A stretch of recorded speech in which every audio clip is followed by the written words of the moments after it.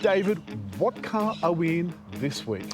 A BMW iX3.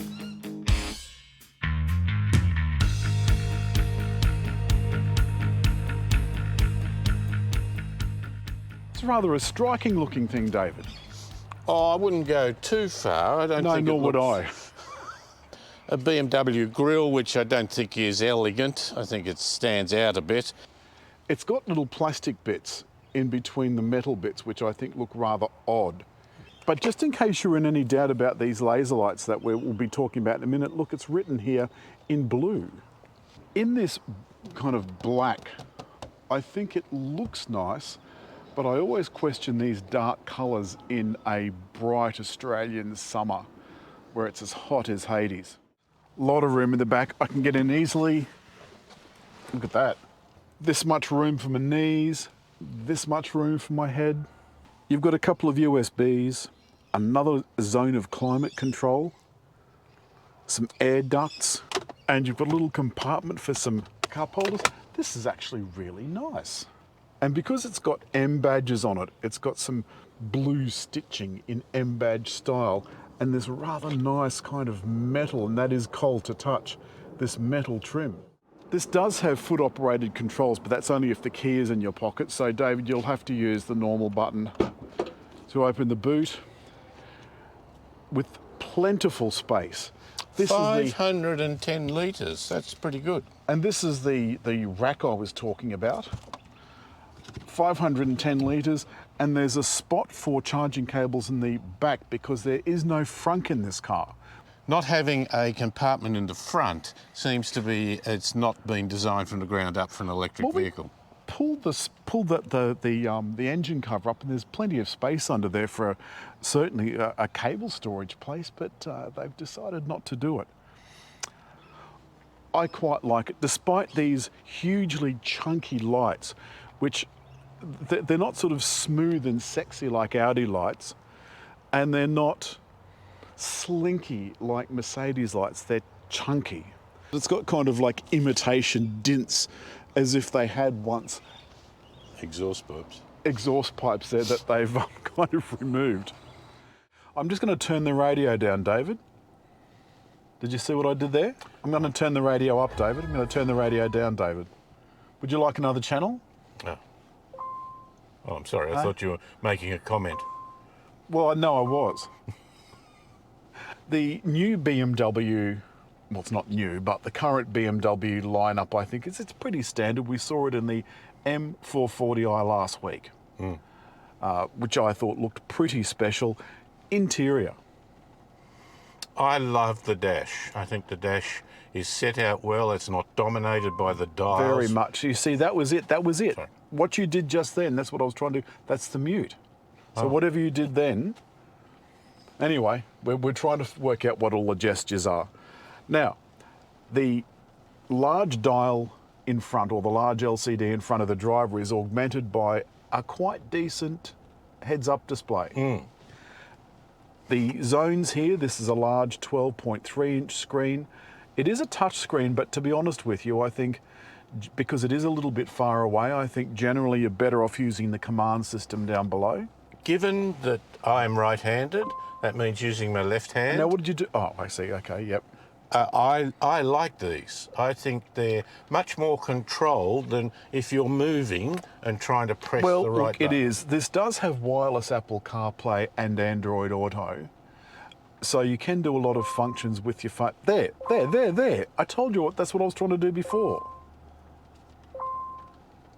Now, you saw me do that before and it didn't work. Hold on. Because I have my fingers together. Oh. It needed my fingers apart. Somewhere down here is... What happens if you haven't trimmed your nails? So, but down here somewhere is a sensor that's sensing all those, which I think is extraordinary. But getting back to the center stack, it's laid out exactly the same way as it was in the M440i.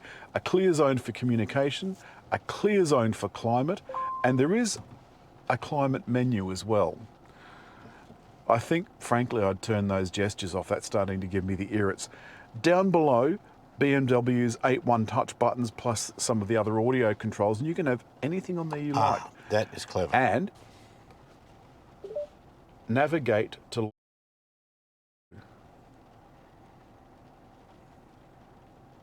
Which one of the destinations let's shall I go select? there. Now I'm wondering...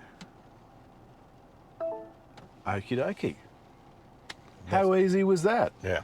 So I've told it that we just wanted to go to just this random address in Sydney, and now I can go here and it'll take me to ABC Classic or there, and it's going to take me to this navigation address. Seemed to be fairly simple.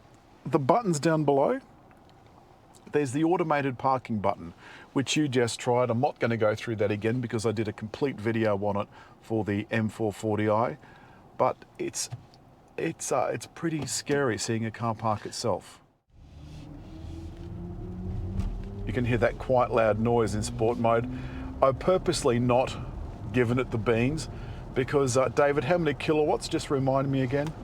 210 kilowatts and Blimey. 400 Newton meters of torque. Wow. That's pretty impressive. But it's also just through the back wheels. Given that I am in sports mode, I'm going to go to one brake, one pedal driving. So I've moved the gear lever over left, and now I'm using just one pedal. And I think not necessarily generating a lot more power, but it certainly is Rainbow. different in its feel to it. It's almost like that M440i where it thought ahead, almost psychic, your word. Yeah. Where you came into a corner and brake for it and it'd pick a lower gear. This Oh, that obviously does- M440i, that was a peach, David. What was it? A peach. It was a peach. This is still a peach, but what we've got is basically an electric X3. And that does mean, because this is not a specifically electric platform, it means that this platform is compromised, in my view. And it's not specifically set up for an electric powertrain. I'm going to pop this, because this does remember what mode you were in next time you get in the car. So because you'd been driving this on the way up, David, in your usual, shall we say, enthusiastic manner. And I say, it was a good car. It felt solid.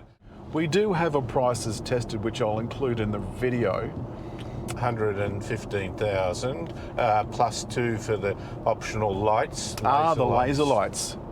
Yeah. That makes it 117,000 plus on roads.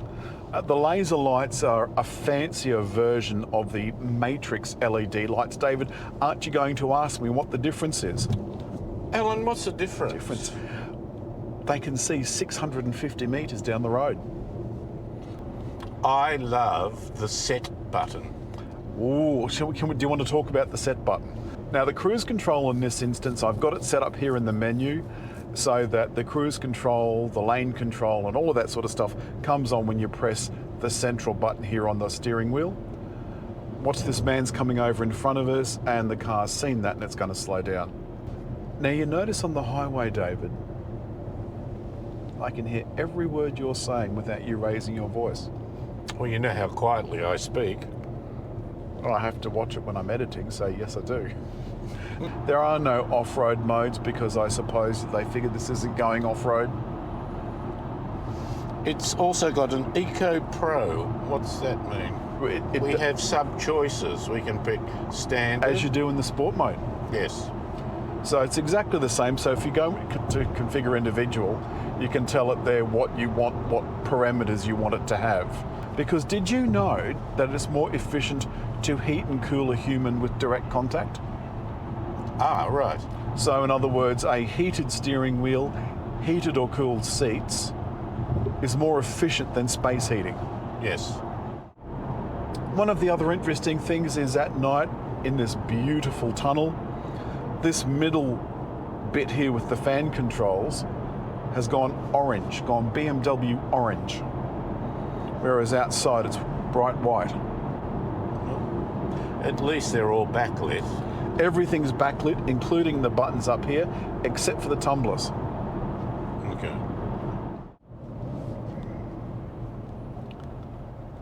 That's a very comfortable drive, David. Yeah, very easy. I'd travel a long distance in this car. And you could travel a long distance in this car. You could do 400 kilometres between charges.